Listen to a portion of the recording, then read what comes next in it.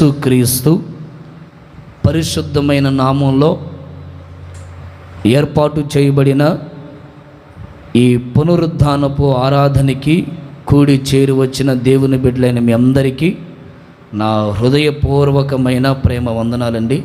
అందరికీ వందనాలయ్యా, స్తోత్రాలు. ప్రభు మిమ్మల్ని అందరినీ దీవించునుగాక. ఒకసారి సంతోషంగా రెండు చేతులు పైకెత్తి గట్టిగా హల్లెలూయా అని చెప్పండి. హల్లెలూయా. చాలా సంతోషం. ప్రభు గడిచిన 6 మాసాలు మనల్ని కాపాడారు. 7వ మాసం అడుగుపెట్టి భాగ్యాన్నిచ్చారు. 13 రోజులు ఆయన హస్తపు నీడలో మనల్ని భద్రపరిచి కాపాడి మరొక దినాన్ని ప్రభు మనకి దయాకిరీటముగా ధరింపజేశారు.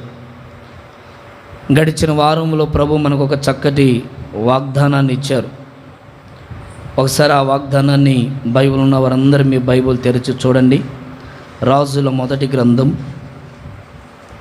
18వ అధ్యాయం 1వ వచనం. నేను భూమి మీద వర్షము కురిపింపబోచున్నాను. ఈ 7వ మాసంలో ధారాళముగా ప్రభు మన మీద వర్షము కురిపించునుగాక. భూమి మీద వర్షాన్ని సమృద్ధిగా దేవుడు కురిపించునుగాక. భూమికి ఎంత అవసరమై ఉన్నదో అంత అవసరతని దేవుడు తీర్చునుగాక. నీ ఆత్మీయ జీవితంలో నీకు ఎంత ఆశీర్వాదం కావాలో అంత ఆశీర్వాదాన్ని దేవుడు నీ జీవితంలో కలుగు చేయునుగాక. హల్లెలూయా. వర్షం పడకపోతే ఏం జరుగుతుంది? వర్షం పడితే ఎలాగుంటాయి పరిస్థితులు అనేవి గడిచిన వారంలో మనం వింటూ వచ్చాం.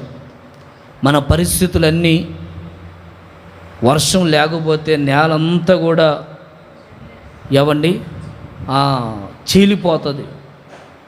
నీరులు కట్టి చీలిపోతూ ఉంటుంది నేల వర్షం లేకపోతే. అదే వర్షం పడితే ఎక్కడెక్కడ ఉన్నటువంటి గడ్డలన్నీ కూడా ఆ వర్షం తాగిటికి వర్షానికి ఆ చీలిపోయినవన్నీ కూడా వేరుపరచబడినవన్నీ కూడా ఏకమైపోతాయి అని గడిచినటువంటి వారంలో మనం వింటూ వచ్చాం. ఆయన వర్షాన్ని ఎందుకు కురిపిస్తాడు అంటే ఒకటి చెప్పాను, మీరు చేయు కార్యమన్నీ ఆశీర్వదించబడడానికి, మీరు చేసే ప్రతి కార్యాలు దీవించబడడానికి.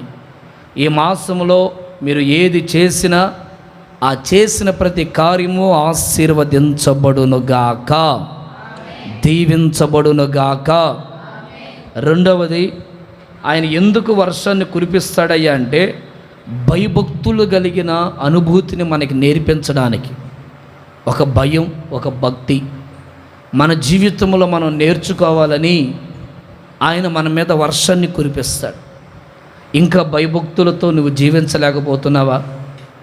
భక్తితో కూడినటువంటి భయం నువ్వు తెచ్చుకోక ఏదో ఓ సాధారణమైన భక్తి చేస్తూ ఉంటే ఈ కడవరి దినాలలో, అంత్య దినాలలో భయభక్తులతో కూడిన జీవితాన్ని సంఘముగా ఉంటున్న మనందరము ఖచ్చితంగా పాటించుదుముగాక. భయముతోను, వణుకుతో, శ్రద్ధతో దేవునిని, నామాన్ని మహిమపరచాలి. మనం ఏ స్థలంలో ఉంటున్నా, ట్రైన్లో ఉంటున్నా, బస్సుల్లో ఉంటున్నా, ఆటోల్లో ఉంటున్నా, ఉద్యోగం చేస్తున్నా, వ్యాపారం చేస్తున్నా, మనం ఏ స్థలంలో ఉంటున్నా మన యేసయ్య నామాన్ని మన ద్వారా మహిమ మాత్రమే ఆయనకి కలుగునుగాక. చెప్దాం ఒకసారి గట్టిగా హల్లెలూయా. వర్షాన్ని ఆయన ఎందుకు కురిపించబోతున్నాడు అనే విషయాలు గడిచినటువంటి వారములో నేను మీకు తెలియపరచడం జరిగింది. ఈ వారములో దేవుని సన్నిధిలో ప్రార్థన చేసుకొని ఓ ప్రార్థన పూర్వకంగా మీ వద్దకు రావడానికి ప్రభు నాకు సహాయం చేశారు. అదేంటంటే వర్షాన్ని ఎందుకు దేవుడు కురిపించబోతున్నాడు, వర్షం మనకి ఎందుకు, వర్షం మనకు అవసరమా అనే విషయాలు ఈ పూట పరిశుద్ధాత్ముడు మనందరితో మాట్లాడునుగాక. గట్టిగా చెప్దామా? హల్లెలూయా. చదవండి. బైబిల్ ఉన్న వారందరూ మీ బైబిల్ తెరచి ఒడిలో పెట్టుకొని హోషేయ ప్రవచన గ్రంథం 6వ అధ్యాయం 3వ వచనాన్ని ఒకసారి మనం చదువుకుందాం. యెహోవాను గూర్చిన జ్ఞానము సంపాదించుకొందము రండి. యెహోవాను గూర్చిన జ్ఞానము సంపాదించుటకు ఆయనను అనుసరించుదము రండి. ఇప్పుడు ఈ మాటని మీరు అందరూ అండర్లైన్ చేయండి. వర్షము వలె ఆయన మన యొద్దకు వచ్చును. చూడండి, భూమిని తడుపునట్టి తొలకరి వర్షము కడవరి వర్షము వలె ఆయన మన యొద్దకు వచ్చును. దేవునికి మహిమ కలుగునుగాక. ఆయన ఎందుకు వర్షాన్ని కురిపించబోతున్నాడు? ఈ వర్షం ఎందుకు? మన ఆత్మీయ జీవితంలో, దైనందినటువంటి జీవితంలో ఈ వర్షము ఎందుకో మనకు అర్థం అవ్వాలి. భక్తి చేస్తున్నాం మనం. శారీరకంగా వర్షం ఎందుకయ్యా అంటే భూమి తడపబడడానికి అనే మాటలు మనం ఇక్కడ చదువుతాం. వర్షము దేని కొరకు? ఈ నేల తడపబడాలి, తడవాలి. నేల తడవకపోతే ఓ శ్రేష్టమైన పంట రాదు. తడవకపోతే ఓ శ్రేష్టమైన ఆశీర్వాదాన్ని మనం చూడలేం. తడవకపోతే ఓ శ్రేష్టమైన జీవితాన్ని, లేకపోతే ఓ శ్రేష్టమైనటువంటి ఆ నేల నుండి వచ్చే పంటలను మనం ఆస్వాదించలేం. ఇక్కడ నేను భూమి అనగా నేల మీ అందరికీ తెలుసు కదా. ఆత్మీయ జీవితం వచ్చేసరికి నీ హృదయము అనే భూమి. ఇది రాసుకోండి. మీ హృదయం అనే భూమి ఇప్పుడు ఏమవ్వాలయ్యా అంటే తడపబడాలి. ఎందుకు భూమి తడపబడాలి? ఎందుకు మన హృదయము తడపబడాలి అంటే చూడండి, హోషేయ ప్రవచన గ్రంథం 10వ అధ్యాయం 12వ వాక్యాన్ని ఒక్కసారి చదవండి బిడ్డలారా.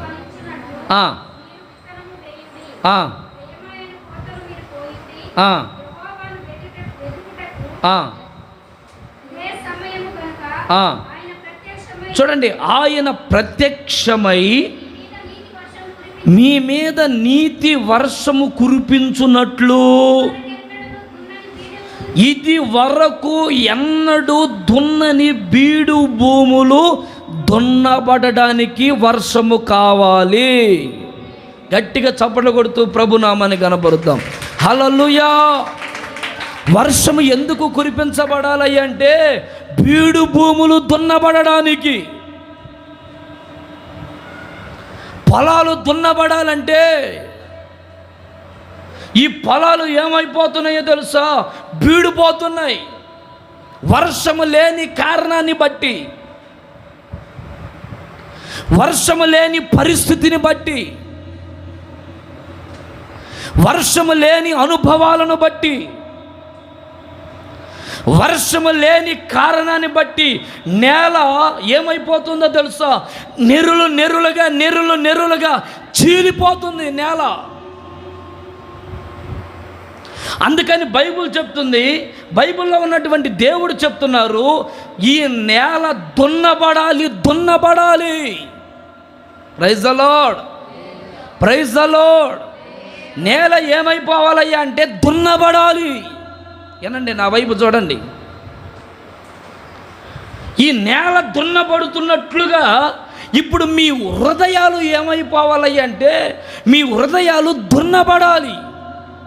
ఎందుకు దున్నబడాలి? ఈ హృదయాలు ఏమైపోతున్నాయో తెలుసా? కఠినమైపోతున్నాయని రాయబడింది. నిర్గమకాండం లేకపోతే అదే హోషేయ ప్రవచన గ్రంథం చూడండి ఒకసారి, 5వ అధ్యాయం 3వ వచనాన్ని చదువుదాం.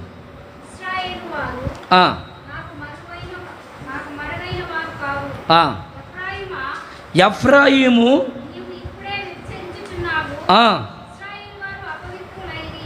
ఇశ్రాయేలు ప్రజలు ఏమైపోయారు? అపవిత్రమైపోయారు.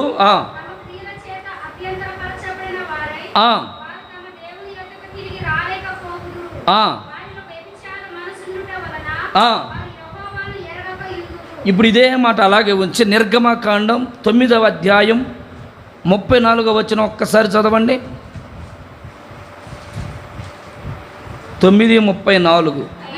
అయితే వర్షము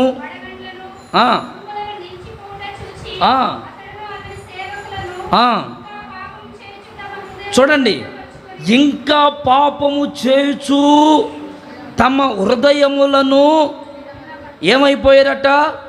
కఠినపరుచుకొనిరి. యెహోవా మోషే ద్వారా పలికినట్లు ఇప్పుడు ఫరో హృదయం ఏమైపోయింది అంటే కఠినమవడానికి కారణం ఏంటి? హృదయాలు ఎందుకు కఠినమైపోతున్నాయి? హృదయం ఎందుకు కఠినంగా మార్చబడుతుంది? శుతి మెత్తగా ఉండవలసిన మన హృదయాలు ఈ రోజున కఠినపరచబడడానికి కారణం కొందరిని మనం గమనించు. చూడండి, ఏమ్మా ఏంటి ఆ కుటుంబంతో నువ్వు మాట్లాడలేదు? పాస్టర్ గారు నువ్వు ఎన్నైనా చెప్పు, ఎన్ని మాటలైనా చెప్పు, పొర్రపాటు నా కుటుంబంతో మాట్లాడను. ఎందుకమ్మా? ఆ కుటుంబం అంటే నాకు పడదు, వాళ్ళ విషయంలో నా హృదయం కఠినమైపోయింది, నా మనస్సు కఠినమైపోయింది. సమాధానముగా నడిపించబడవలసిన కుటుంబాలు సమాధానంగా నడిపించబడలేకపోవడానికి కారణం ఏంటో తెలుసునా? వాక్యం వింటున్నా, వాక్యాన్ని చదువుతున్నా, దేవుని సన్నిధిని అనుభవిస్తున్నా, హృదయాలు కఠినం. కారణం ఏంటంటే, కఠినం అవడానికి కారణం ఏంటయ్యా అంటే వాళ్ళు దేవుని సన్నిధిలో పాపానికి బానిసలైపోయారు. ఇక్కడ ఎఫ్రాయిము గురించి రాయబడింది. ఎఫ్రాయిము మనస్సు వ్యభిచారం అయిపోయింది. ఇశ్రాయేలు ప్రజలు ఏమైపోయారు తెలుసా? అపవిత్రులయ్యిరి. ఈ రోజున మనిషి పాపము ద్వారా ఏమైపోతున్నాడంటే కఠినపరచబడుతున్నాడు. వ్యభిచారం ద్వారా ఏమవుతున్నాడంటే కఠినపరచబడుతున్నాడు. అపవిత్రత ద్వారా ఏమైపోతున్నాడయ్యా అంటే కఠినపరచబడుతున్నాడు. ఈ కఠినత్వం ఏం చేస్తుందయ్యా అంటే వాక్యాన్ని నీ హృదయంలో నీకు పోనివ్వకుండా, నీ హృదయానికి తాకనివ్వకుండా, నీ మనస్సుని తాకనివ్వకుండా కఠినంగా మారిపోతున్నాయి వాక్యాలు. ఎంత వాక్యం వింటే ఏం ప్రయోజనం ఉంటుందండి? ఎన్ని వాక్యాలు వింటుంటే మన ప్రయోజనం ఏం మారుతాం? మన జీవితంలో మార్పులు ఎలా కలుగుతాయి? కారణం ఏంటో చెప్పనా? నీ మనసు కఠినమైపోయింది, నీ హృదయము కఠినమైపోయింది. ఇక్కడ ఫరో గురించి మనం చదివితే గమనించాం కదా. ఈ ఫరో దేవుడట వడగొండల వానలు కురిపిస్తున్నాడు, భయంకరమైన తెగులు రానిస్తున్నాడు. ఎన్ని తెగులు రానిస్తున్నా తెగులు వచ్చినప్పుడు భయపడుతున్నాడు, తెగిలిపోయిన తర్వాత మరలా హృదయంలో గర్వం. ఈ రోజున విశ్వాస జీవితం ఏమైపోతుందయ్యా అంటే దేవుడు మేలు చేసినప్పుడు దేవుడు మేలు చేయకపోతే ఎవండి ఏమైపోతున్నారు? హృదయాలలో కఠినమైపోయి. ఏం చేశాడండి దేవుడు? మాకు ఏం మేలు చేశాడండి? మా పిల్లలకి ఏం చేశాడండి? మా కుటుంబానికి ఏం చేశాడండి అని దుర్భాషలు, నీచమైనటువంటి మాటలు, ఆ మాటలతో హృదయం ఏమైపోతుందో తెలుసా? కఠినం. ఇక ఎంత వాక్యాన్ని ఇక్కడ ఎవండి వివరిస్తున్నా, వాక్యము చెప్తున్నా, ఆ వాక్యము చెవుల్లో పడుతుందే తప్ప హృదయంలోకి రావట్లేదు. అందుకని హోషేయ ప్రవచన గ్రంథంలో రాయబడుతున్నట్లు భూమి తడపబడినట్లుగా ఈ భూమిని ఇప్పుడు ఏం చేయాలయ్యా అంటే దున్నబడాలి భూమి. ఇది దున్నబడాలంటే ఖచ్చితంగా దేవుని యొద్ద నుండి, దేవుని ద్వారా ఖచ్చితంగా వర్షము భూమి మీద కురిపించబడాలి. స్తోత్రం చెప్పండి గట్టిగా, అర్థమైన వాళ్ళందరూ హల్లెలూయా. పరలోకములో నుండి, ఆకాశము నుండి దేవుడు వర్షానికి ఆజ్ఞాపించినప్పుడు, ఆ వర్షము వర్షించినప్పుడు ఈ నేల ఏమైపోతుందో తెలుసా? తడపబడుతుంది. నేల తడపబడకపోతే పంట చేతికి రాదు. నేల తడపబడకపోతే విత్తనాలు విత్తినా అవి ఫలించవు.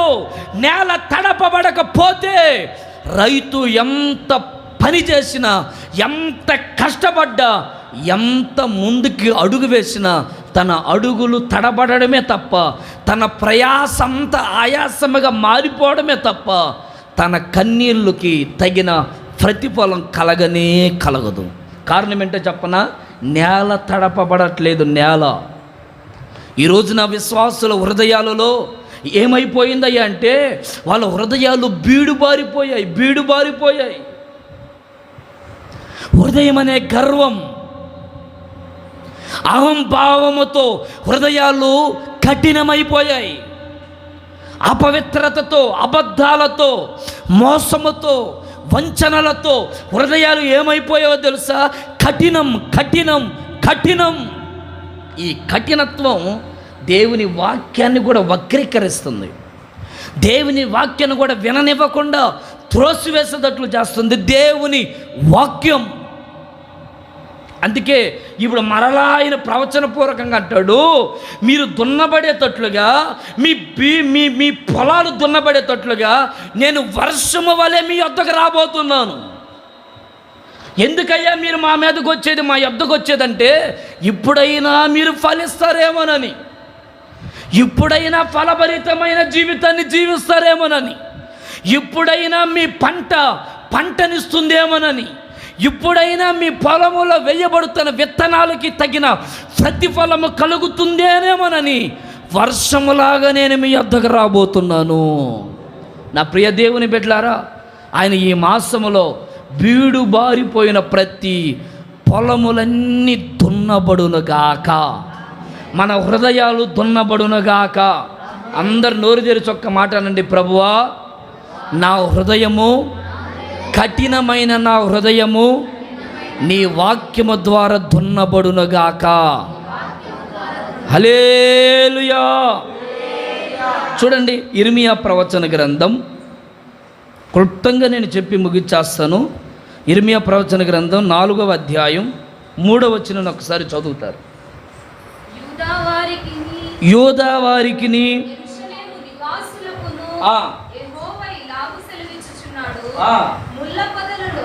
ముళ్ళ పొదలలో విత్తనములు చల్లగా. ఇప్పుడు ఏమైపోతున్నాయి అయ్యా అంటే, ముళ్ళ పొదల్లో విత్తనాలు చల్లకపోతే ఏమైపోతాయి అయ్యా అంటే, ఈ విత్తనాలట ఫలించవు. అమ్మా ఏనండి, ఈ విత్తనాలు ఫలభరితముగా మారవు. ఇర్మియా ప్రవక్త ప్రవచిస్తున్నాడు, ప్రజలారా మీరు విత్తుతున్నారు విత్తనం, అయితే ఆ పొలాలు ఎలాగున్నాయో తెలుసా? ముళ్ళ తొప్పలు. అంటే ముళ్ళ పొదలు అంటే మీకు అర్థమవడానికి చెప్తాను చూడండి. కలుపు, పొలాల్లో ఏముండేదండి? కలుపు, ఇంకా ముళ్ళ పొదలు, ముళ్ళు తగులుతూ ఉంటాయి. అప్పుడప్పుడు ముళ్ళు ఈ నీళ్ళను బట్టి ఒక పక్క పంట మొలుస్తూ ఉంటే పంట కంటే ముందుగా పిచ్చి చెట్లు మొలుస్తూ ఉంటాయి. ఒకసారి నేను చాలలోకి వెళ్ళాను. జామ చెట్లు అయ్యండి, జామాయిలు ఎంత ఎత్తు మలిస్తే దానికంటే పిచ్చి చెట్లు దానికంటే ఎత్తు మలిసి ఉన్నాయి. అంటే ఏమైపోతున్నాయి? పొలములో విత్తనము కంటే కూడా గచ్చ పొదలు, గచ్చ చెట్లు, లేకపోతే ఆ పనికిరాని కలుపు, పనికిరానటువంటి ముళ్ళు, ఇవన్నీ కూడా పొలంలో పెరగడం వల్ల విత్తనాలని అణిచేస్తున్నాయి. అందుకే ఇర్మియా ప్రవక్త ఏమంటాడంటే, మొదట విత్తనములు చల్లక మునుపు మీ బీడు బారిపోయిన పొలాలను దున్నండి, అప్పుడు విత్తనాలు చల్లండి. వాక్యాన్ని వినడం ప్రాముఖ్యము కాదు, వాక్యము చదవడం ప్రాముఖ్యం కాదు, వాక్యం సెల్ ఫోన్లో వినడం ప్రాముఖ్యము కాదు. నీ హృదయం అనే పొలము యేసు నామములో దున్నబడినప్పుడే నీ పొలములో ఉన్నటువంటి కలుపు, నీ పొలములో ఉన్నటువంటి చేదు, నీ పొలములో ఉన్నటువంటి ముళ్ళ తుప్పలు అవి ఎప్పుడైతే ఏరి పడవేస్తావో అప్పుడు విత్తనములు ఫలించడానికి ఒక కారణముగా మారిపోతాయి. స్తోత్రం చెప్పండి గట్టిగా. హల్లెలూయా, హల్లెలూయా. ఇశ్రాయేలు ప్రజలు ఏమైపోతున్నారయ్యా, వాళ్ళ మనస్తత్వాలు ఏమైపోతున్నాయ్యా అంటే వాళ్ళు జీవిస్తున్నారు, వాళ్ళు బ్రతుకుతున్నారు, కానీ వాళ్ళ బ్రతుకు ఏమైపోయిందో తెలుసా? బీడుబారిపోయిన బ్రతుకు. ఒక పక్క ఈ చెవుతో వాక్యం వెంటనే ఏమంటున్నారు, ఈ చెవుతో అసభ్యమైనవన్నీ వింటూనే ఉంటున్నారు. ఈ చెవులతో దేవుని మాటలు వింటున్నారు, ఈ చెవులతో వదిలేస్తూ దేవుని కార్యాలను విడిచిపెట్టేస్తూ దేవుని ప్రేమను విడిచిపెడుతూ దేవుని సన్నిధిని మరిచిపోతూ దుర్భాషలాడడం. కారణం ఏంటయ్యా అంటే పొలం ఏమైపోతుంది? బీడుబారిపోయింది. మరి నీ హృదయమైన పొలం ఎలా ఉంది ఈరోజు? మామూలు పొలాల గురించి చెప్తే బాగానే నవ్వుకుంటున్నారు, కానీ మీ పొలం ఎలా ఉంది? నీ హృదయం అనే పొలం ఏ విధంగా ఉంది? దున్నబడుతుందా? కఠినమైన ప్రవర్తనతోనే ఉన్నావా? దున్నబడుతుందా? కఠినమైన స్వభావముతోనే నీ అడుగులు ముందుకేస్తున్నావా? ఈ రోజున చాలామంది హృదయాలు ఏమైపోతున్నాయి అంటే కఠినం. ఓ ప్రాంతానికి నేను వెళ్ళాను, అక్కడ ఎంగేజ్మెంట్ జరుగుతుంటే అక్కడికి నేను ఎంగేజ్మెంట్ కొరకు వెళ్ళాను. అక్కడున్న వ్యక్తులుండి, అయ్యా రేపు పెళ్ళి ఉంది కదా, ఆ పెళ్ళికి మీరు అందరు రావాలి అని పిలిచాడు. నా కోట ముందయ్యా నేను రాలేను అన్నాను. ఇంకా ఆయన ఏమంటాడో తెలుసా? నువ్వు నాకు చెప్పలా, నువ్వు నన్ను పిలవలా, మీ మామూలు మీ అన్నదమ్ములు పిలిస్తే నేను వస్తానా? నువ్వు నన్ను పిలవలేదు కనుక నేను రాను. ఎంతమంది పిలుస్తున్నా ఇక ఎవరు నన్ను బలవంతం చేయొద్దు, నా హృదయం ఈ విషయంలో చాలా కఠినంగా ఉంది, మీరు నన్ను పిలిచినా నేను రాను, అవసరం లేదు నాకు అని ముక్కు మీదే చెప్పేస్తున్నాడు అంతే. అరే అవతలలో అయ్యా మేము ఏదో టైం లేక ఆడావిడి మీద ఉండి కొద్దిగా ఈ పనులన్నీ పెట్టుకొని ఒకేసారి అన్నీ పెట్టుకొని మర్చిపోయావు నాయన, నువ్వేమనుకోవద్దు రాయ్యా అంటే అవసరం లేదు, నాకు ముందెందుకు చెప్పలేదు, అప్పుడు ఎందుకు చెప్పలేదు అంటే వీళ్ళు హృదయాలు ఏమైపోయాయి? మాట్లాడరేంటండి? ఏంటి ఎవరు మాట్లాడరు? కొంపదీసి మీరు ఏమైనా ఉన్నారేంది ఇలా? హల్లెలూయా. మీరందరూ అలా ఉండకుండా ఉందురుగాక. మన హృదయాలు ఎప్పుడు ఎలాగ ఉండాలంటే సాధువుగా మృదువైన స్వభావాలు కలిగి ఆ అలంకరణతో మనము చదవండి, ఆ మాటను చదవండి. రాత్రి చెప్పిన మంచి మాట అది. త్వరగా కొరింథీయులకు రాసిన మొదటి పత్రిక రెఫరెన్స్ చెప్పమ్మా. పేతురు రాసిన మొదటి పత్రిక 3వ అధ్యాయం 4వ వచనం. సాధువైనట్టు మృదువైనట్టు అయిన గుణము అనే అక్షయ అలంకరణ మీకు మీ హృదయాలకు అలంకరణగా ఉంచుకోండి. Praise the Lord. ఏది మనకు అలంకరణగా ఉండాలా? సాధు మృదు అంటే తగ్గింపు విధేయత. అంటే ఈ రోజున మనిషి ఏమైపోతున్నాడు తెలుసా? ఈ సాధు అనేబడే అనుభూతిలో లేడు. గర్వం చూడడానికి ఏముండదు, కానీ ఎంత గర్వంగా ఉంటారండి. కొన్ని చోట్ల గమనిస్తూ ఉంటాను కదా నేను. ఇంట్లో చూస్తే ఏముండదా, బయట చూస్తే ఏముండదా, ఇక వాళ్ళు కానీ బయట కనపడ్డారనుకోండి ఎంత గర్వంగా, వాళ్ళ మాటలు ఎంత గర్వంగా. ఏముందండి, పుడుక్కున పోద్ది మన ప్రాణం కదా.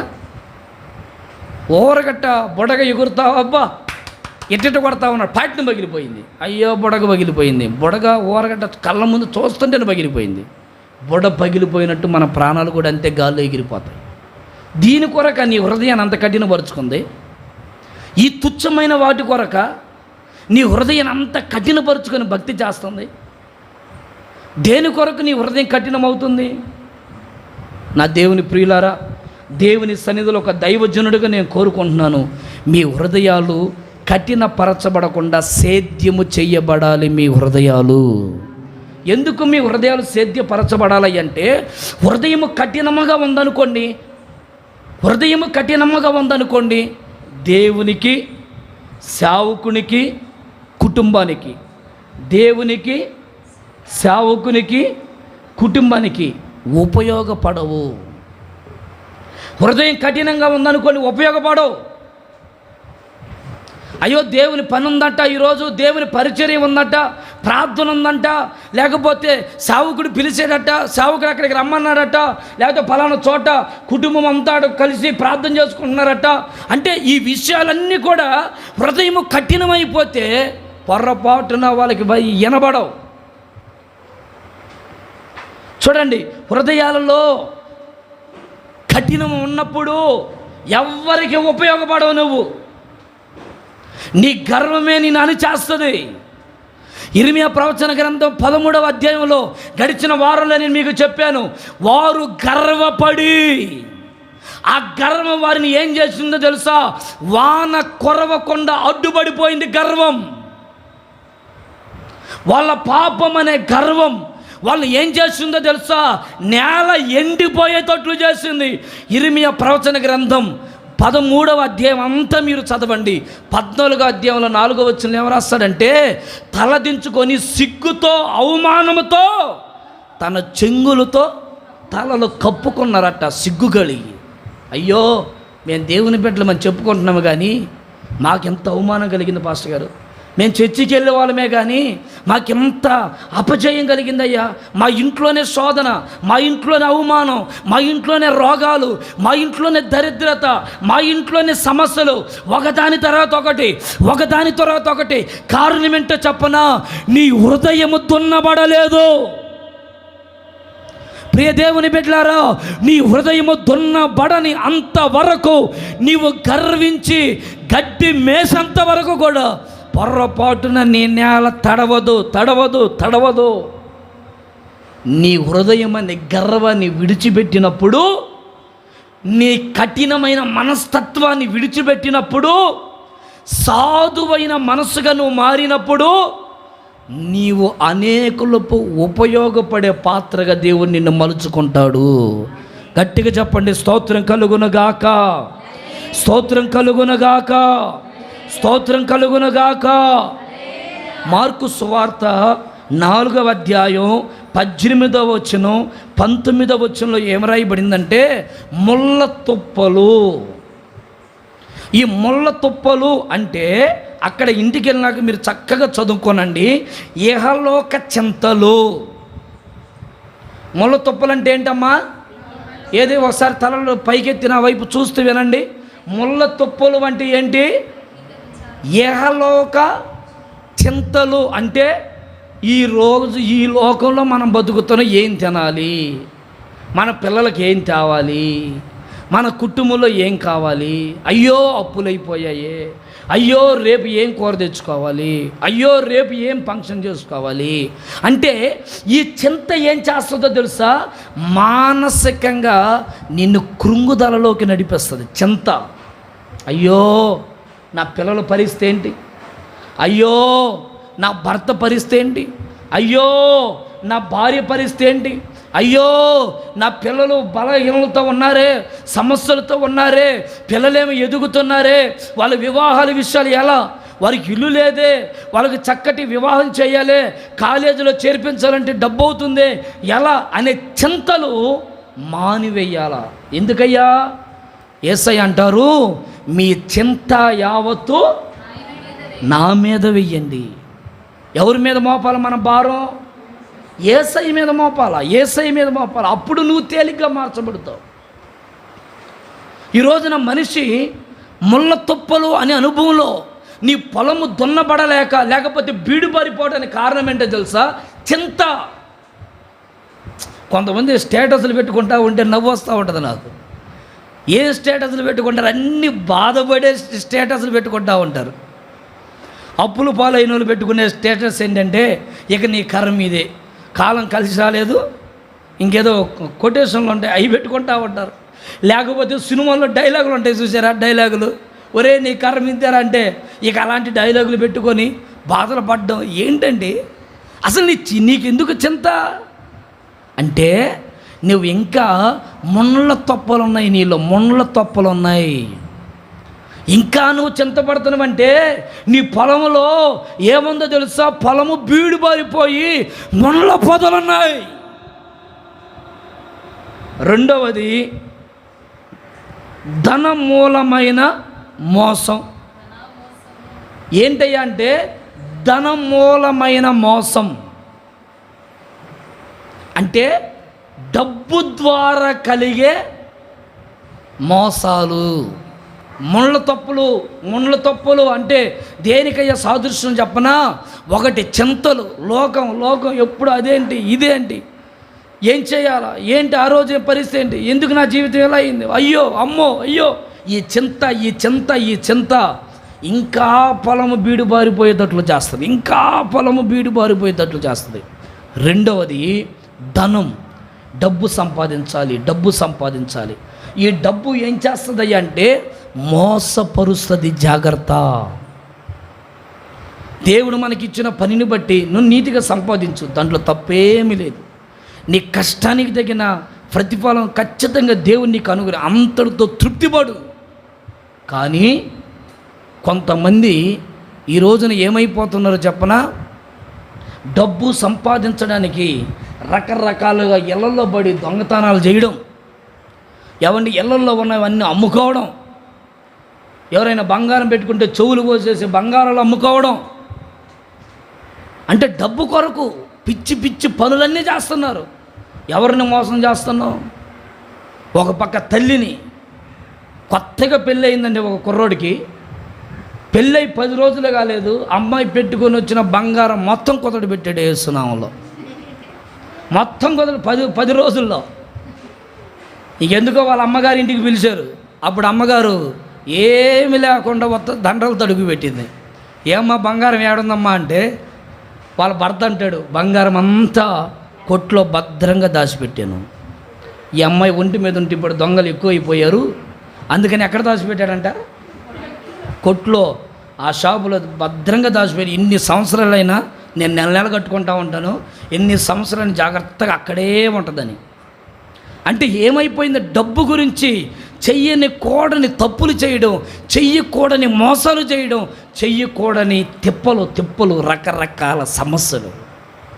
ప్రియులారా, ఆత్మీయులుగా కొనసాగించబడుతున్న మీ జీవితాల్లో మీరు దేవుని కొరకు సంపాదించండి. దేవుడు మనకిచ్చేది నిశ్చయముగా మీ కష్టార్జితము మీరు అనుభవించదురు. ఎందుకు అంటే నువ్వు కష్టపడిందే నీ సొమ్ము, నీకు కష్టపడింది నీ సొమ్ము కాదు. నువ్వు కష్టపడి సంపాదించుకో, దేవుడు నీకు ఖచ్చితంగా ధారాళంగా ఇస్తాడు. మోసం ఏమండి? ధనం ద్వారా కలిగే నష్టాలు ఏంటయ్యా? మోసం. ఇవన్నీ ఏంటంటే ముండ్ల తొప్పలు. ఇంకొక మాట ఉంది, అపేక్ష అంటే కోరికలు. రకరకాల కోరికలు. ఎన్ని కోరికలు ఉంటాయో అబ్బో. మనిషి ఆశల జీవని రాయబడింది బైబిల్లో. అంటే ఒక కోరికతో అయిపోద్దా జీవితం? ఇప్పుడు ఏమంటారు తెలుసా? ప్రార్థన చేసేటప్పుడు ప్రభువా ఒక చిన్న ఇల్లు ఇస్తే చాలయ్యా అని అంటారా? చిన్న ఇల్లు ఇచ్చిన తర్వాత ఇది సరిపోవట్లేదు, నాకు పెద్ద ఇల్లు కావాలంటారు. అంటే చెప్తున్నా సాధారణంగా కదా. అయ్యా నాకు ఒక చిన్న బండి కావాలయ్యా, చిన్న బండి ఇస్తాడా? అబ్బాయి నాకు ఇప్పుడు ఈ బండి సరిపోవట్లేదు, నాకు పెద్ద కారు కావాలంటాడు. మనిషికి ఒకటి వచ్చిన తర్వాత ఇంకో ఆశ, ఒకటి వచ్చిన తర్వాత ఏమైపోతూ ఉంటాయి? మాట్లాడరేందండి? ఆశ. మనిషి కోరికలు అద్దులు ఉంటాయా? ఒక భక్తుడు అంటున్నాడు, సముద్రానికైనా ఇచ్చంట అద్దులు, కానీ మనిషి ఆశలకి వేయలేవంట, కోరికలకి. ఎందుకంటే అన్ని కోరికలు యాడ్ నుంచి పుడతా ఉంటాయో కోరికలు. యవనస్తులకు ఉండే కోరికలు యవనస్తులకి, ముసలోళ్ళకు ఉండే కోరికలు ముసలోళ్ళకి. ఒక ఆమె సీరియస్గా వచ్చింది, ఏందమ్మా ఏం తల్లి ఏం ప్రార్థన చేయి నువ్వు అనింది.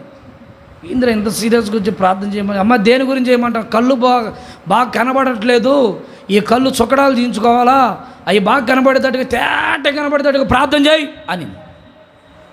అమ్మ ఈ వయసులో ఇప్పుడు చుక్కడాలు దించుకొని ఇంత తేటగా ఎందుకమ్మా అన్న.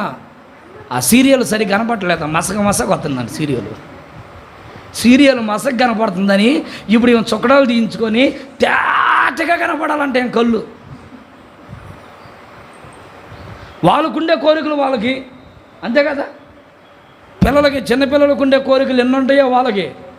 డాడీ నాకు అది కావాలి, ఇది కావాలా, నీకు అన్నీ తెచ్చి పెడతాను రా అంటే ప్రతి ఒక్కరి కోరికలు లేని మనిషే లేడు ఈ భూమి మీద. సేవకులుగా మాకు ఎన్నో కోరికలు ఉంటాయి, విశ్వాసులుగా మీకు ఎన్నో కోరికలు ఉంటాయి. అయితే బైబుల్ ఏముంటుందంటే ఆత్మ సంబంధమైన కోరికలు తప్ప శరీర సంబంధమైన కోరికలు మనలో ఉండకూడదు. స్తోత్రం చెప్పండి గట్టిగా, హల్లెలూయా హల్లెలూయా. ఎందుకయ్యా అంటే ఈ ముళ్ళ తొప్పలు లేకపోతే ఈ బీడు పారిపోయిన అనుభవం ఏం చేస్తుందంటే ఈ కోరికలను బట్టి, ఈ మోసాన్ని బట్టి, ఈ చింతలను బట్టి మనల్ని, మన పొలాన్ని లేకపోతే మొక్కలని లేకపోతే విత్తనాన్ని ఎదగనియ్యవు. వాక్యము ఎదగనివ్వదు నిన్ను. వాక్యం ఎంతంటనే ఏం ప్రయోజనం? నీ మూర్ఖపు జీవితం మార్చుకోకపోతే, నీ చింతలు మానుకోకపోతే. పాస్టర్ గారు అలాగే చెప్తా ఉంటాలే, మనం ఆలోచించకపోతే అలా, మనం కంగారు పడకపోతే అలా. ఎన్ని కంగారు పడిన అవసరం లేదండి. నువ్వు దేవుని వాక్యానికి నిజంగా లోబడిన వ్యక్తివైతే నీ చింత యావత్తంతా ఆయన మీద వేసి నువ్వు ప్రశాంతంగా నీ జీవితాన్ని గడుపుతావు. Praise the lord, praise the lord. నిశ్చయముగా నా ప్రభు మీ చింతలన్నీ కొట్టివేయునుగాక. అందుకే ప్రభు అంటారు, మీ పొలములో, మీ భూమి అనబడుతున్న మీ హృదయము మీద వర్షము పడాలి. వర్షము వర్షించాలి. ఈ వర్షం పడినప్పుడు ఏమైపోతుంది అంటే చీలిపోయిన నేల, ఎండిపోయిన నేల, నిరులు కట్టిన నేలంతా మరలా ఏకమైపోద్ది. ఆమేన్. మరలా ఏమైపోతుందంటే నేల అంతా మరలా ఏమైపోయింది? బురద అయిపోయింది. వర్షం లేకపోయింది అనుకోండి, ఎప్పుడు చూసిన ధూళి, ఎప్పుడు చూసిన దుమ్ము,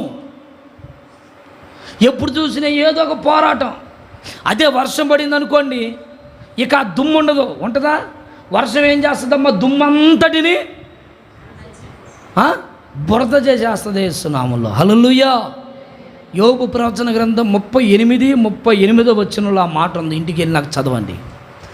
ఏం చేస్తుంది వర్షం? బురద చేసేస్తుంది. ఇక ధూళి లేవదు. చిన్న సమస్యల మీదకి రావు. చిన్న శోధనలకి కలవరపడిన అవసరం లేదు.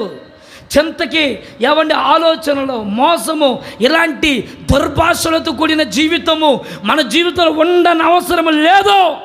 ఎందుకంటే వర్షము బురద చేసి పరిస్థితులన్నిటిని అనుకూలముగా మార్చి నీ పొలము దున్నబడి నీ పొలములో విత్తిన విత్తనము నూరంతలుగా ఫలించేటట్లు ప్రభు చేయునుగాక.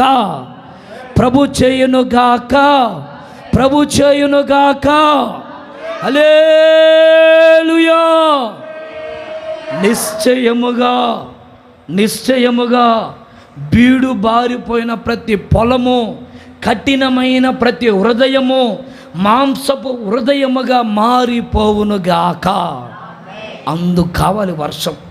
ఎందుకు కురిపిస్తావయ్యా వర్షం అంటే నువ్వు ఫలించాలి, నేను ఫలించాలి, సంఘం ఫలించాలి, ఈ ప్రాంతం ఫలించాలి, క్రైస్తత్వం ఫలించాలి. ఫలించే అనుభవంలో భక్తి చేసేదముగాక. ఆమెన్. రెండో మాట చెప్తాను. రెండో మాట ద్వితీయోపదేశ కాండం 11వ అధ్యాయం 14-15 వచనాలు చదువుదాం. మీ దేశముకు వర్షము అనగా కురిపించదను. ఇప్పుడు చదివేది చక్కగా అండర్లైన్ చేయండి లేదా రాసుకోనండి. అందువలన నీవు నీ ధాన్యమును, నీ ద్రాక్షరసమును, నీవు నూనెను కూర్చుకొందువు, మరియు నీవు తిని తృప్తి పొందునట్లు నీ పశువుల కొరకు నీ పశువుల కొరకు దేవుడు ఏం చేస్తాడు? నీ చాలల్లో సమృద్ధిగా గడ్డిని మొలిపిస్తాడు. మీ హృదయము మాయలలో చిక్కి త్రోవ విడిచి ఇతర దేవతలను పూజించి వాటిని నమస్కరించకుండా మీరు జాగ్రత్త పడండి. చాలు. Praise the Lord. ఇక్కడ చూడండి, దేవుడు వర్షాన్ని ఎందుకు కురిపిస్తాడయ్యా? ఒకటి ఏం చెప్పాను? బీడు బారిపోయిన పొలములన్నీ దున్నబడడానికి వర్షం. 2, ఎందుకు వర్షాన్ని కురిపిస్తాడయ్యా అంటే, ఈ వర్షము పడినప్పుడు ఈ భూములన్నీ తడపబడి మంచి పంట పండి, ఇప్పుడు నువ్వేం చేస్తావో తెలుసా? ధాన్యమును, ద్రాక్షరసమును, నూనెను నువ్వు కూర్చుకొని సమృద్ధిగా, చెప్పండి అందరూ, సమృద్ధిగా తిని తృప్తి పొందునట్లు. ఆమేన్. ఈ రోజు వరకు ఏ విషయాలలో తృప్తి అనేది నీకు లేదో, ఏ విషయాలలో కొరతతో నువ్వు బాధపడుతున్నావో, ఏ సందర్భాన్ని బట్టి కొరతతో కుమిలిపోతున్నావో, ఈ 7వ మాసములో నీ కొరతలన్నీ తీర్చబడునుగాక. నీ కొరతలన్నీ తీర్చబడునుగాక. నువ్వు తిని తృప్తి పొందుదువుగాక. దేవుడు మనల్ని ఎలా చేస్తాడో తెలుసా? ఎందుకయ్యా ఈ వర్షం అంటే, ఈ వర్షము పడినప్పుడట సమృద్ధిగా పంటలు పండి నువ్వు తృప్తిగా బతుకుతావు.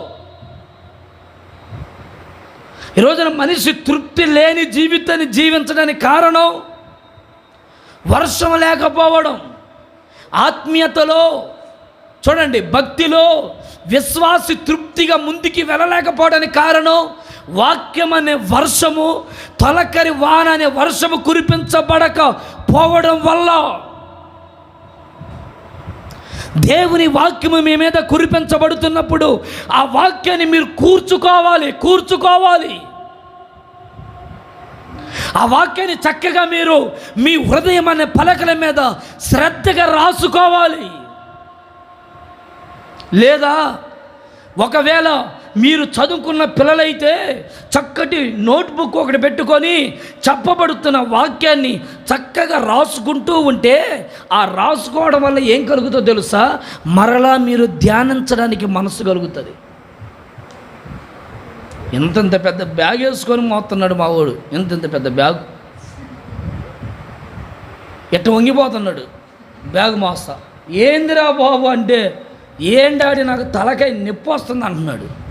నీకెందుకు వస్తుందా అంటే, ఎందుకు మరి వాళ్ళు ఇన్నిన్ని బుక్కులు పెడుతున్నాడు డాడీ అంటాడు. వీడు ఇన్నిన్ని బుక్కులు దేని కొరకు అన్ని బుక్కులు ఎందుకు రాపిచ్చేది? బుక్కుల్లో మరలా చదువుకోవడానికి. అందుకు రాసుకోవాలి మనం. చక్కగా దేవుని బిడ్డలు రాసుకోగలిగిన వాళ్ళు చక్కగా ఒక నోట్బుక్ పెట్టుకుని వాక్యాలు రాసుకోనండి. అది మన ఆత్మీయ జీవితాలకు ఎదుగుదల. మౌనంగా కూర్చొని వాక్యం విని పోతా ఉన్నాం అనుకోండి, రేపటి దిన నేను అమ్మ నిన్న ఆదివారం ఏం చెప్పారు అని నవ్వడమే తప్ప మనం చెప్పలేం. కారణం ఏంటో చెప్పనా? మీరు శ్రద్ధ నిలపకపోవడం వల్ల. ఇప్పుడు చదువురాని తల్లులు వాళ్ళు ఉన్నారనుకోండి, వాళ్ళు చక్కగా వాళ్ళ హృదయంలో రాసుకోవాలి. హృదయంలో ఆమె చెప్పండి గట్టిగా, హృదయం అనే పలక మీద రాసుకోవాలి. దేవుని వాక్యాన్ని శ్రద్ధగా ఏవండి ఇది వినాలి, జాగ్రత్తగా కూర్చుకోవాలి, వాక్యాన్ని కూర్చుకోవాలి. తృప్తిగా నువ్వు ఎప్పుడు బతుకుతావు? నువ్వు కూర్చుకునే అనుభవం నేర్చుకున్నప్పుడు తృప్తిగా బతుకుతావు. తృప్తిగా బ్రతకాలని ఆశ నీకు ఉంది, కానీ ఎందుకు కూర్చుకోలేకపోతున్నావు? మీకు అర్థం అవడానికి చెప్తాను చూడండి. చీమలు ఉన్నాయి, చీమలు. ఈ చీమలు ఎండాకాలంలో ఏం చేస్తాయి? ఎండాకాలం అంతా ఆహారాన్ని కూర్చుకుంటూ ఉంటాయి, సిద్ధపరుచుకుంటాయి. ఈ వర్షాకాలంలో బయట కనపడతాయా చేమలు? ఎక్కడైనా చూడండి చేమలు అయ్యా కనపడతాయా? ఎందుకు కనపడవు? అవి లోపల మంచిగా కూర్చుకొని చక్కగా కూర్చొని తింటా ఉంటాయి, శుభ్రంగా తింటా ఉంటాయి. ఎందుకయ్యా అంటే ఇప్పుడు కూర్చుకున్నవన్నీ తృప్తిగా తినడానికి. అలాగే ఒకరోజు రాబోతుంది, దేవుని రాకడ దినాలు జరగబోతున్నాయి. ఆ రాకడలో జరిగే కార్యం ఏంటో చెప్పనా? ఇదిగో ఈ వాక్యాలు చదవడానికి వాక్యము ఉండదు, చెప్పడానికి సేవకులు ఉండరు. ఈ వాక్యము చదవాలని నీ మనసులో పుట్టినా బైబిల్ ఉండవు. ఇవన్నీ దొంగిలించబడతాయి. బైబిల్ ఏవి మన చేతిలో ఉండవు.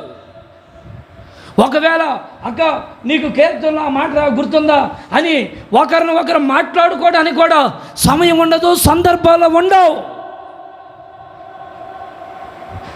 ఆ రోజు దేవుని వాక్యాన్ని అపవాది అయిన సాతాను నీ వద్దకు వచ్చినప్పుడు వాడిని ఎదిరించడానికి నీలో వాక్యము లేకపోతే వాడు నీ జీవితాన్ని అపవిత్రపరిచి నీ జీవితాన్ని ఏం చేస్తాడో తెలుసా? నరకము అనబడుతున్న యమపాశానికి లాక్కోబోతాడు. ఎందుకు ఈ వాక్యాలు బోధించేది? పని పాట లేక కాదు. వారం ఎందుకు గొంతు చించుకొని వాక్యాలు చెప్తుంది అంటే ఒకరోజు రాబోతుంది. ఆ రోజు ఈ వాక్యాలు మీకు ఒక ఆధారముగా నిలబడిపోయి పరలోక రాజ్యానికి వెళ్ళడానికి ఒక సాదృశ్యముగా, ఒక మార్గముగా దేవుని వాక్యము నిలిచిపోతుంది.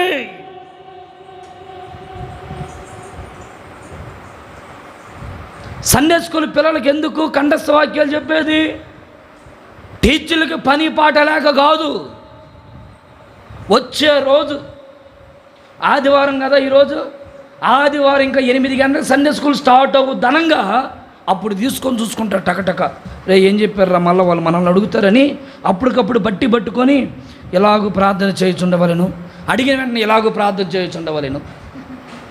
పోయిన వారం చెప్పురా, పోయిన వారం గుర్తుండదు. ఎందుకంటే పడితే ఏం గుర్తుంటుంది? పిల్లల గురించి చెప్తుంటే మీరు నవ్వుతున్నారు, కానీ పెద్దోళ్ళ సంగతి ఏంటి? పెద్దోళ్ళు అలా లేరా? పెద్దోళ్ళు కూడా ఏమైపోతున్నారు తెలుసా? వాక్యాన్ని వక్రీకరిస్తూ వాక్యము చెప్తున్నప్పుడు హృదయం మీద రాసుకోకుండా వాక్యాన్ని దుర్వినియోగం చేసుకుంటూ నేల పాలైపోతుంది వాక్యం. మోసే ఇట్రా, మోసే వచ్చాడు. అయ్యా ఈ ప్రజలందరికీ పరలోకములో నుండి, ఆకాశము నుండి నేను మన్నా కురిపిస్తున్నా. మన్నా అది కురిసేటప్పుడే ఆ మన్నాను భుజించమని తృప్తిగా తినమని చెప్పుపో అన్నాడు. ప్రజలందరూ వచ్చారు, తృప్తిగా తింటున్నారు. ఒక గుంపు ఉంటుందిగా, ప్రతి చోట ఒక గుంపు ఉంటుంది. ఒకరి వాక్యం ఏంటంటే ఒకరు అటు ఇటు చూసేవాళ్ళు ఉంటారుగా, ఒకరి వాక్యం ఏంటంటే ఒకరు నిద్రపోయే గుంపు ఉంటుందిగా. ఇక్కడ ప్రతి సంఘాల్లో ఉంటాయి, ఒక చోట కాదు. పనుల్లో ఉంటాయి, ఉద్యోగాల్లో ఉంటారు, వ్యాపారాల్లో ఉంటారు, ప్రతి చోట ఉంటారు. ఒక గుంపు బాగుపడితే ఇంకో గుంపు, బాగుపడిన గుంపు ఖచ్చితంగా ఉంటుంది ప్రతి చోట. ఇజ్రాయేల్ ప్రజలందరూ వాక్యాన్ని మంచిగా మన్నాన్ని తింటుంటే ఒక గుంపు ఏం చేశారు తెలుసా? ఉదయాన్నే పోయి తినకపోతే ఏమంట, ఉదయాన్నే పోకపోతే ఏమంట.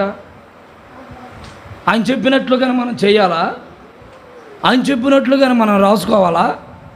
ఆయన చెప్పినట్లుగా మనం పుస్తకాలు కొనాలి? ఇప్పుడు పాస్టర్ చెప్పాడని మనం ప్రతి వారం వాక్యాలు రాసుకోవాలా? అవసరం లేదు, మనకు తెలుసులే వాక్యాలు అని ఒక గుంపు ఏం చేస్తుందంటే వ్యతిరేకం. ఏ మాట చెప్తా ఆ మాటకి వ్యతిరేకం. ఈ వ్యతిరేకమైన గుంపు ఏం చేసిందంటే చిన్నగా నిద్రలేసి నోరు పుక్కులిచ్చుకొని చిన్నగా వచ్చేసరికి ఎండబడతా ఉంది.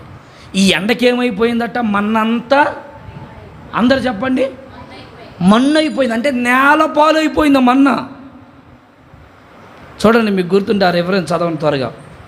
ఏమైపోయింది? మన్నంతా ఏమైపోయిందమ్మా? నేల పాలు అయిపోయింది. మన్నా లేదు, ఇప్పుడు మన్ను అయిపోయింది. కారణం గర్వించి. చెప్పానుగా మీకు ప్రతి చోట గుంపు ఉంటుందని.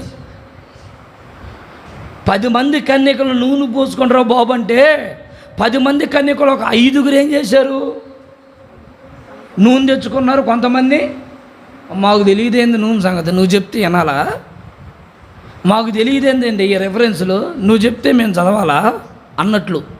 అంటే మాకు తెలియదేంటి ఈ మాట, మాకు తెలియదా? నూనె సంగతి మాకు తెలియదు. మా పక్కనే కొట్టు ఉంది, కొట్టులో పోయి తెచ్చుకుంటా. అమ్మా ప్రార్థన చేసుకోమ్మా, మాకు తెలియదా ప్రార్థన జీవితం గురించి నువ్వు చెప్పాలా? అంటే మేము ఎప్పుడు ప్రార్థన చేయనట్టు, మందిరంలో చేస్తేనని మేము చేసినట్టు ఇంటి దగ్గర మేము చేసుకోవట్లేదా?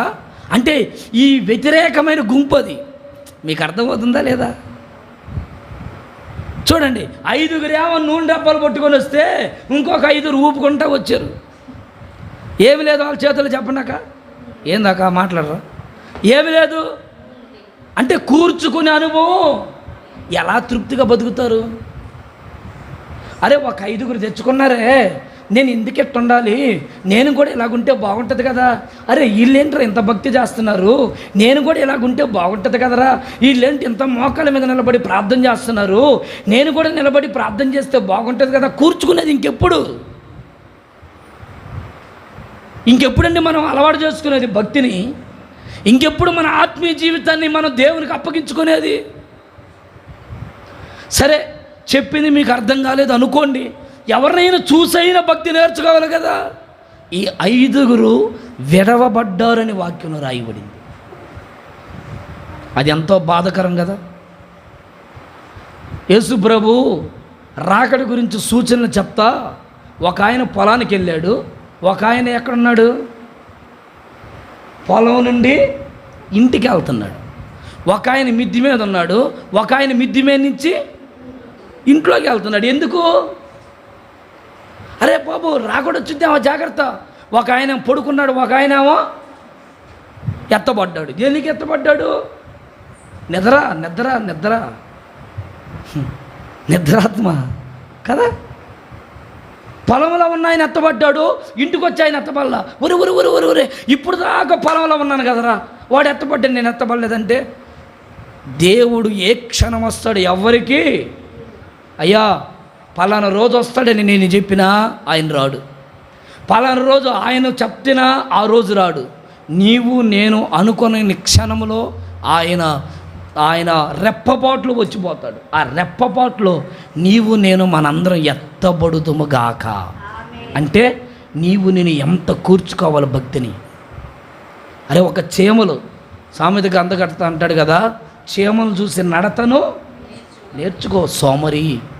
ఎందుకంటే తృప్తిగా బతుకుతున్నాయి ఈ చీమలు. ఈ రోజున నీవు నేను తృప్తిగా లేకపోవడానికి కారణం ఏంటో చెప్పనా? వర్షము పడేటప్పుడు ఆ వర్షాన్ని తురచివేసి వాక్యాన్ని కూర్చుకోవాల్సిన మనం వాక్యాన్ని కూర్చుకోకుండా దుర్వినియోగం చేసుకోవడం. ద్వితీయోపదేశకాండం 28వ అధ్యాయం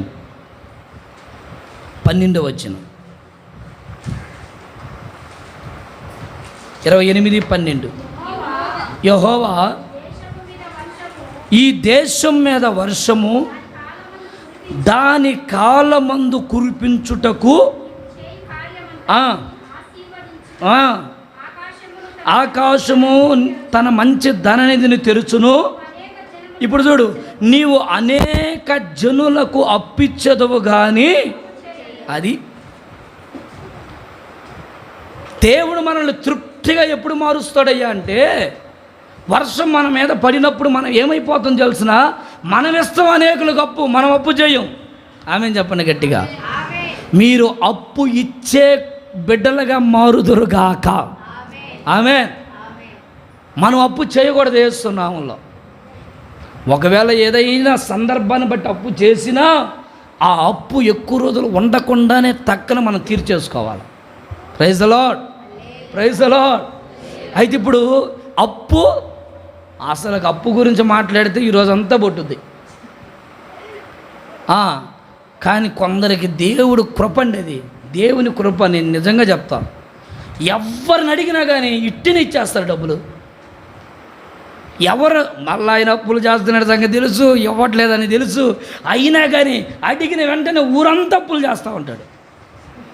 నిన్న మా పిల్లోడు ఏదో పెట్టుకొని చూస్తుంటే చూశాను నేను. దాంట్లో వాళ్ళ తండ్రి మంచి ఆస్తిపరుడు, కానీ వాళ్ళ కొడుకు అన్ని చోట్ల అప్పులు చేస్తుంటే వాళ్ళ తండ్రి కుమారుడికి బుద్ధి రావాలని కొన్ని రోజులు కనబడకుండా చచ్చిపోయానని చెప్పండి అని చెప్తే అప్పుడు తన జీవితాన్ని మార్చుకున్నాడు. తర్వాత రోజు కొన్ని రోజుల తర్వాత అందరూ దూరం అయిపోయి మరల అందరూ అతను తెలుసుకొని, అమ్మో నేను నిజంగానే అప్పులు చేస్తా ఉంటే నా బతికెట్ అయిపోతుంది, ఇక నాకు అప్పులు ఇచ్చేవాళ్ళు కూడా అయిపోయారు ఊరిలో, ఇక ఎవరు లేరు అని అందరూ తిడుతున్నారని పనిచేసి కష్టపడి పొలాన్ని దున్ని సేద్యం చేసుకోవడం నేర్చుకున్నాడు. కొడుకుని సరి చేసిన తండ్రి అని ఉంటుంది, అదేందో అదేనా? మీరు ఇంటికి వెళ్ళినాక చూడండి పిల్లలు కథలు అయ్యి. నేను నిన్న ఊరగా మా ఓడు చూస్తుంటే ఏదో ఇంట్రెస్ట్గా ఉందని చూసా, భలే ఉంది అది. Praise the Lord. చాలా తండ్రి గారు ఎంత సరి చేశాడో. అంటే నేను ఏమంటానంటే అప్పులు అప్పులు అప్పులు అప్పులతో తిప్పలు పడ్డం కంటే దేవుడు మనల్ని అప్పిచ్చేవారిగా చేయబోతున్నారు. ఎప్పుడో తెలుసా? నీవు ఆత్మీయతలో కూర్చుకోవాలనే మనసు నీలో కలిగినప్పుడు. లేవియ కాండం 26వ అధ్యాయం 5వ వచనం ఒకసారి చదవనమ్మా, గట్టిగా చదవాలి త్వరగా. మీ ద్రాక్ష చెట్ల కాలము వరకు చూడండి, మీరు తృప్తిగా భుజించి మీ దేశములో మీరు ఎలాగుండాలట? నిర్భయముగా, అంటే భయము లేకుండా. స్తోత్రం చెప్పండి ఒకసారి గట్టిగా, హల్లెలూయా అని చెప్పండి. దేవుడు మీ అందరికీ ధైర్యం ఇచ్చునుగాక. మీరు దేని గురించి భయపడిన అవసరం లేదు, తృప్తిగా మీరు బ్రతుకుదురుగాక. పిల్లల గురించి, డబ్బు గురించి, అప్పు గురించి, చదువుల గురించి, ఉద్యోగాల గురించి, పెళ్ళిళ్ళ గురించి, దేని గురించి మీరు భయపడకుందురుగాక. భయపడమాకండి, దేనికి భయపడమాకండి, దేవుడు నాకున్నాడు అనే ధైర్యంతో మీరు అడుగేయండి. మీ అడుగు తడబడకుండా నా ప్రభు మీ పక్షమై ఉండి ప్రతి కార్యము జరిగించునుగాక. ఆమేన్. ఆయన చేయగలిగిన సమర్థుడు. అయితే ఆయనకు అప్పగించండి మీ పనులు. ఆయనకి అయ్యా నా భారం నీ మీద మోపుతున్నానని మీ భారాన్ని ఆయన మీద మోపండి.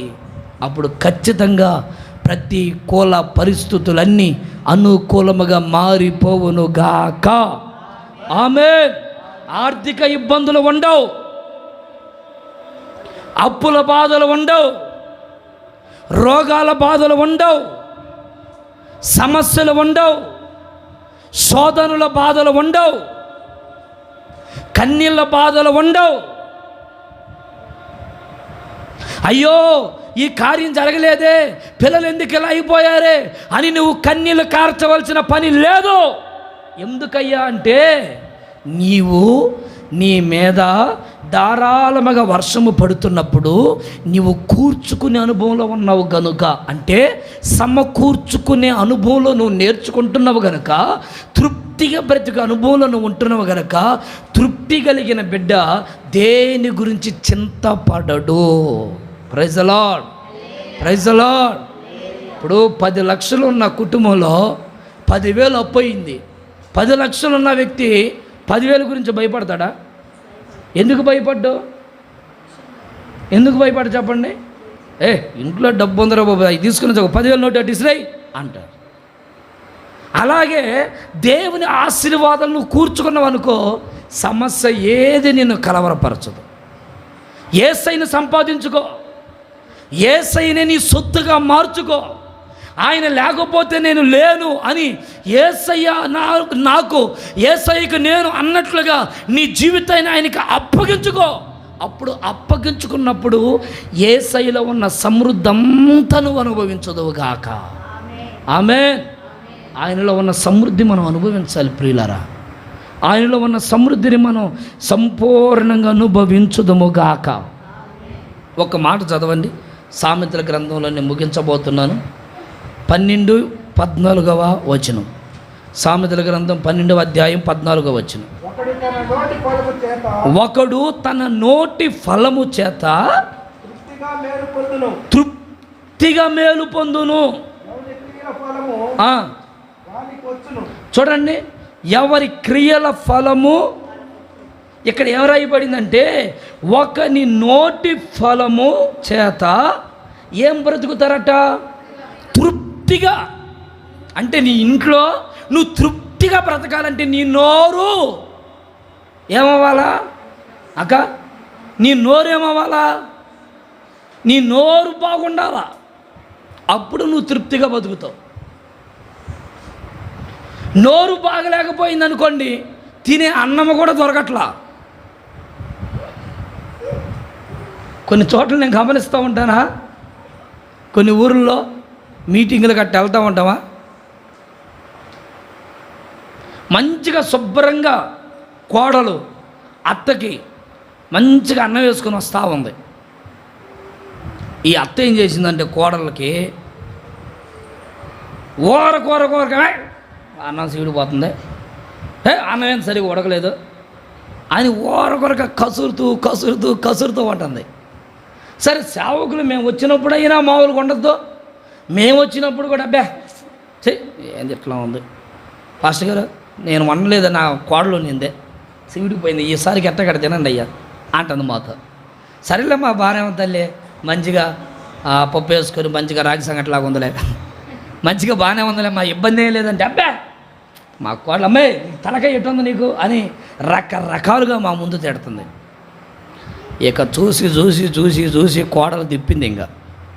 ఇక మేము వెళ్ళాం కదా, వెళ్ళిన తర్వాత కోడలు స్టార్ట్ చేసింది, అత్త నాకు వండడం రాదు, ఒకసారి నువ్వు వండి చూపి అత్త అని. ఇక అత్త వండుతుంటే అబ్బో ఏం రుచిగా వండుందో, అమ్మాయి అన్న కనీసం ఉడకబెడుతుంది, ఏమైతే పూర్తిగా చివడ పెడుతుంది వేసిన వాళ్ళు. అడిగినప్పుడల్లా ఎవరు ఏమ్మా అంటే ఒక మంట ఎక్కువ జరిగిందిలే, నేను అటు పోయి వచ్చేలాగా మంట ఎక్కువ అయింది, కానీ లేకపోతే బ్రహ్మాండం వండనా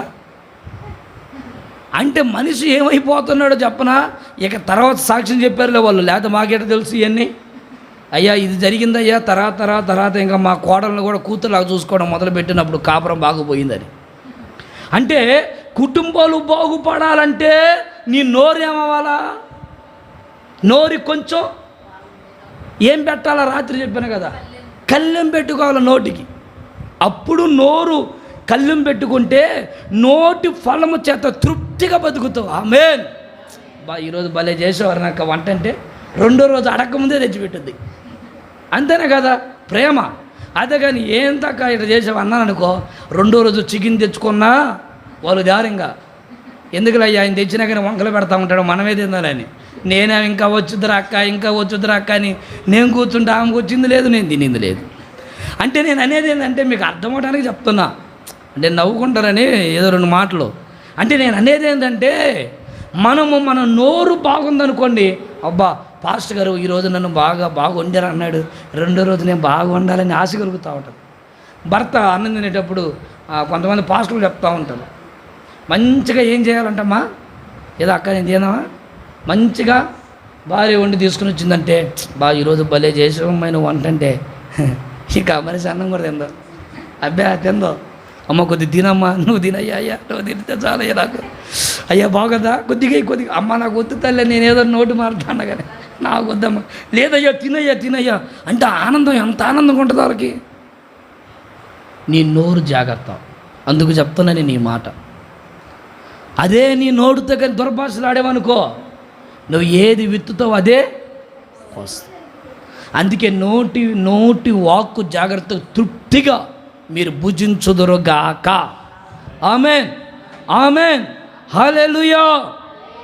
ఇప్పుడు మనం కాళ్ళకు చెప్పులు వేసుకుంటాం, ఎండాకాలంలో చెప్పులు వేసుకొని నడుస్తాం, వానాకాలంలో నడుస్తాం, శీతాకాలంలో నడుస్తాం కదా. నడవా ఏంది ఊరు అసలు చెప్పులు లేనట్టు నడిచేవాళ్ళగా. గట్టిగా చెప్పండి హల్లెలూయా అని, కొంచెం గట్టిగా చెప్పండి ముగిచ్చేస్తున్నా, ఇంకొంచెం బిగ్గరగా చెప్పండి ముగిచ్చేస్తున్నా. హల్లెలూయా. ఇప్పుడు మనం కాళ్ళకు చెప్పులు వేసుకుంటాం, ఈ కాళ్ళకు చెప్పులు వేసుకున్నప్పుడు వర్షాకాలంలో కాళ్ళు ఏం చేస్తాయి, మంచిగా వర్షాకాలంలో చక్కగా చెప్పులు వేసుకొని నడుస్తుంటే మన కాళ్ళకి ఎక్కడ ఎండాకాలంలో పొరపాటున కాళ్ళు కాలకుండా బాగుంటాయి కదా. అదే వర్షాకాలంలో నువ్వు అదే చెప్పులు వేసుకొని నడుస్తూ ఉన్నావు, ఏం జరుగుతుంది చెప్పండి. వెనక నుంచి అదే చెప్పులు నీ కాళ్ళను బాగా కాపాడే కదా, మట్టి అవ్వకుండా, ఎండ దెబ్బ తగలకుండా కాపాడినయా. అయ్యే చెప్పులు నీ వెనక నుంచి మరలా బురద జల్లుతూ ఉంటాయి. మీరు గమనించారు ఎప్పుడన్నా?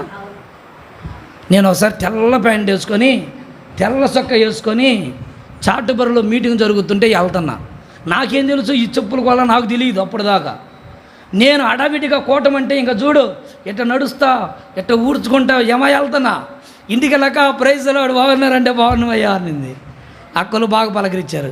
నేను అక్క ఇది భలే ఉందక్క, ఇదంతా బాగుందక్క అని ఇటు తిరిగితే నాయన ఏందయ్యా ఇదా, ఏంది నీ బట్టలు ఎట్ట అయిపోయినాయి ఏంది నాయన అనింది. ఏమైందమ్మా నా బట్టలకి ఏం తెల్లగని. వెనక్కు చూస్తే మొత్తం మురికి పేడ అంత చెప్పులతో పాటు వచ్చి బట్టలకు పడ్డాయి. మొత్తం ఈ పంతా నాకు తెలియలా, నాకు బాగానే ఉంది బాగా, వెనక నుంచి పడుతుంది, నాకేం అర్థమవుతుంది. ఆ తల్లి చెప్పింది, నాయన దయచేసి ఇష్టం కొద్ది ఏమొద్దు, నువ్వు ఇటు నుంచి ఇంటికి పో, నువ్వు ఇష్టం కానీ పోతే అందరూ నేను చూసి నవ్వుకుంటారయ్యా, లేదంటవా ఏడ కూర్చో, నేను ఆ పిల్లోని ఇచ్చి బట్టలను తెప్పిస్తా అని చెప్తా. మా పని చేయలే బట్టలు తెప్పి అని మళ్ళీ బ్రదర్ని పంపించి బట్టలు తెప్పించి బట్టలు మార్చుకొని అప్పుడు మరలా ఇక ఆ చెప్పులు ఏడ్చడం కాదు, ఇప్పుడు బురదలో చిన్నగా ఒక్కొక్క అడుగు వేయడం నేర్చుకున్నా. ఇంకా బురదలో టకటక లేపాననుకో కాళ్ళు ఏమైపోతాయి, చిట్టా పడతా ఉంటాయా. అలాగే మనం ఎంత నమ్ముతూ ఉంటామో, ఎంత ప్రేమిస్తూ ఉంటామో ఒక్కొక్కసారి వాళ్ళే మన మీద బోధ చల్లుతూ ఉంటారు. మనం నమ్మిన వాళ్ళే ఒక్కొక్కసారి మనల్ని మోసం చేస్తూ ఉంటారు. మన పిల్లలే మన గాయాన్ని రేపుతూ ఉంటారు. మన భర్తే మనల్ని గాయాన్ని రేపుతూ ఉంటాడు. మన భార్య మన గాయాన్ని రేపుతూ ఉంటుంది. ఒక్కొక్కసారి మన అనేవాళ్ళే మన జీవితంలో మనకి తెలియకుండా వెనక నుంచి బురద చల్లుతూ ఉంటారు. జాగ్రత్త. నువ్వు తృప్తిగా బ్రతకాలంటే నువ్వు ఎక్కడున్నా సరే నీ నోటిని అదుపులో పెట్టుకుంటా, నీ నోటికి చిక్కం పెట్టుకొని నమ్మకంగా భక్తి చేయి. నమ్మకంగా దేవుడు నీ మీద ధారాళమైన వర్షాన్ని కురిపిస్తాడు. ఆ వర్షం ద్వారా నీ పంట పొలాలన్నీ పండి నువ్వు తృప్తిగా భుజించదువుగాక, నువ్వు తృప్తిగా భుజించదువుగాక, నువ్వు తృప్తిగా భుజించదువుగాక. హల్లెలూయా, హల్లెలూయా. తృప్తిగా మనం భుజించాలి.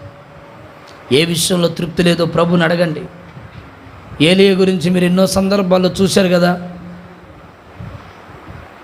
కెరీతు వాగు ఎండిపోయినప్పుడు సారేపతి అనే ఊరికి వెళ్ళి విధవరాల దగ్గరికి వెళ్ళి ఒక చిన్న రొట్టె నీళ్ళు ఆ నూనె సమృద్ధిగా తింటున్నారు, కానీ నూనె తగ్గలేదు, పిండి తరగలేదు. దేవుడు మనల్ని ఆశీర్వదిస్తాడు అలా. ఆమేన్. మీరు పాతది ఉండగానే క్రొత్త ధాన్యం మీకు కలుగునుగాక. పాతది ఉండగానే క్రొత్త ఆశీర్వాదం మీరు అనుభవించుదురుగాక. నూతనమైన ఆశీర్వాదపు ద్వారాలు మీ ఎదుట తెరవబడునుగాక.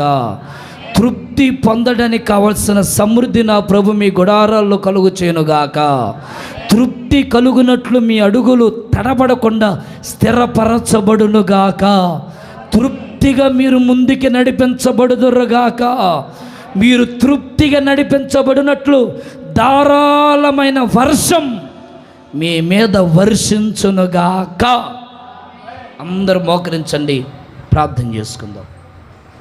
అందరూ మోకరించండి, చిన్న ప్రార్థన చేసుకుందాం. లేదా ఒక్కసారి అందరు లేచి నిలబడైనా ప్రార్థన చేసుకునండి. ఒక చిన్న ప్రార్థన. పిల్లలు ఎవరు గోల్ చేయకూడదు. అందరు లేచి నిలబడి చిన్న